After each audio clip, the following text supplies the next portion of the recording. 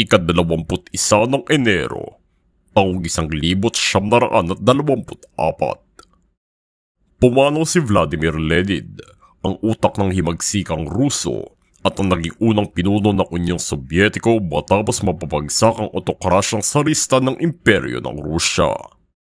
Tinuon ni Lenin ang pag-aaral ng mga gawa ni Karl Marx at ang pag-uudyok ng mga mapanghimagsik na kilos sa mga Rusong manggagawa hanggang sa makapagtatag siya ng isang hiwalay na partido na nilayong mapatasik ang mga sarista para sa isang marxistang gobyerno. Nagkaroon ng mga pag-aalsa sa mga unang taon ng ika-20 siglo, ngunit nagkaroon lamang ng mas magandang oportunidad para sa isang matagumpay na rebelyon sa mga huling taon ng unang digmaang pandaigdig na nagbigay daan para maitatag ang Unyong Sobyetiko sa dekada 20.